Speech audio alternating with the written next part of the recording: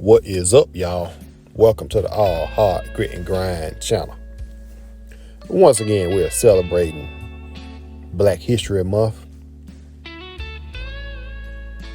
by highlighting an individual, a world-renowned musician and guitarist and blues artist.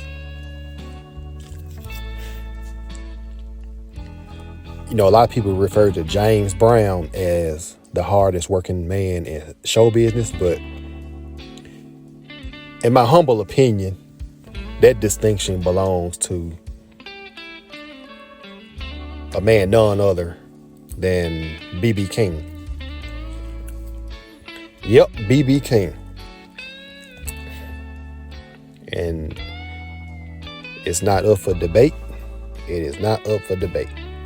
B.B. King, in my opinion, is the hardest working man in show business. Why? Because in the year 1956, he performed 346 shows. Yep, you heard that right. That's almost a show every day or every night, because it's 365 days in a year, right?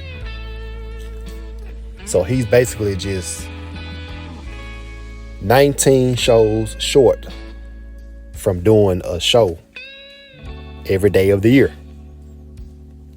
That is wild. That is undeniably wild, and it'll make you tired just thinking about it, because you're on stage almost every day of the year, every night of the year, in a cafe, a juke joint, or a performance hall, wherever you perform. So again, shout out to him. This man here is all heart, grit, and grind personified, because he performed his butt off in that particular year, 1956. That was his year. And throughout his whole career, up until his 70s, he averaged 200, averaged about 200 shows a year.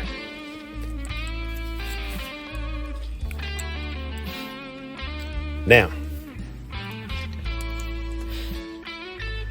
I want to point out another distinction by him.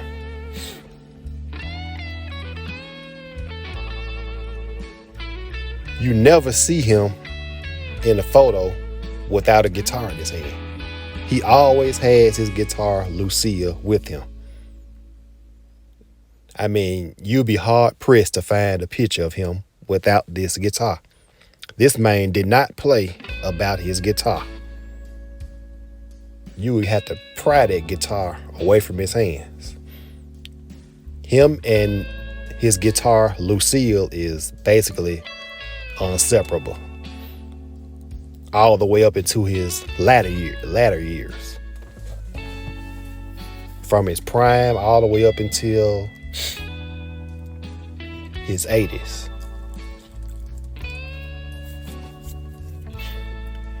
Now I challenge anybody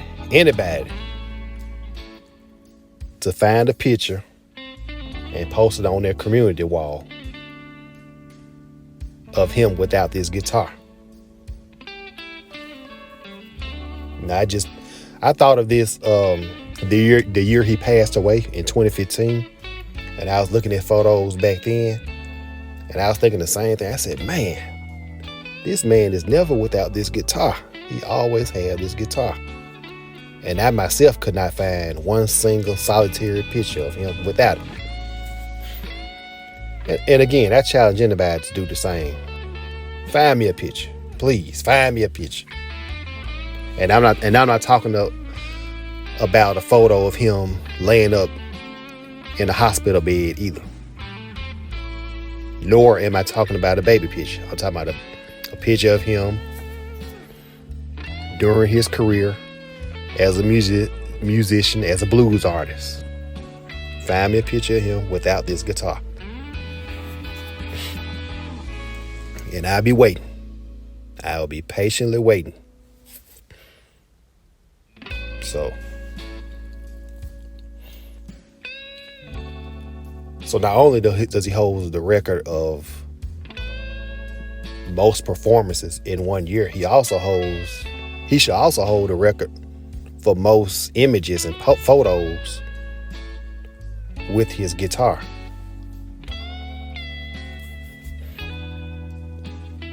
I mean, there are a lot of artists that play the guitar and you never see them with their guitar as much as you do this man right here. So, that's my Black History thought for today.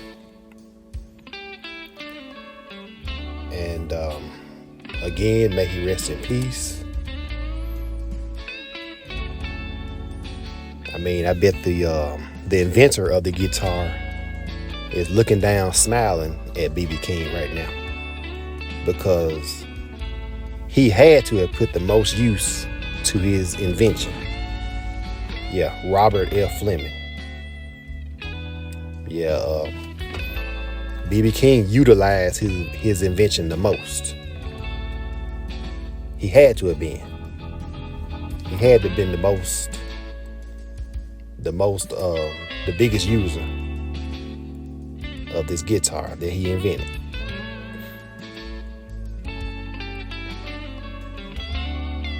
I mean, he didn't. There's not a day that goes by that he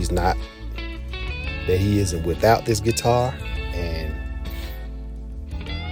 he's performed worldwide in concerts and all over the world.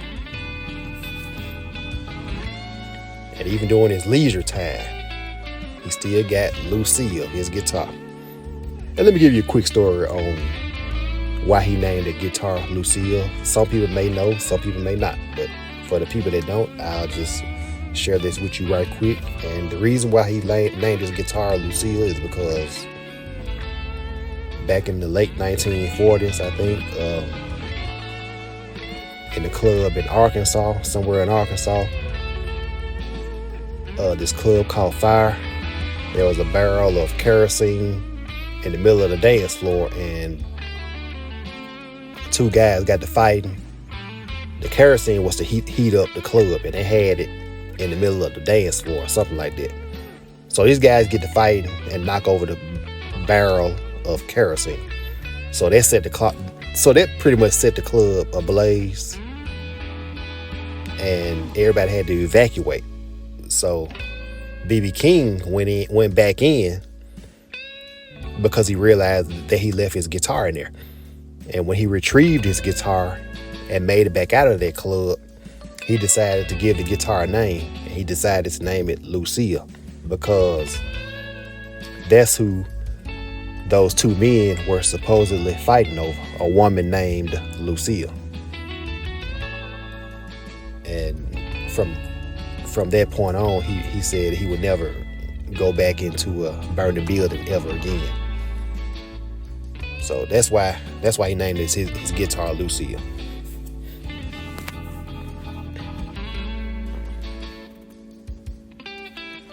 Yep. So that's my thought.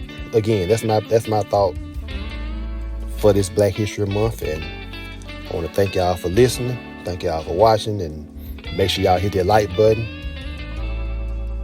And I'll holler at y'all. Peace out.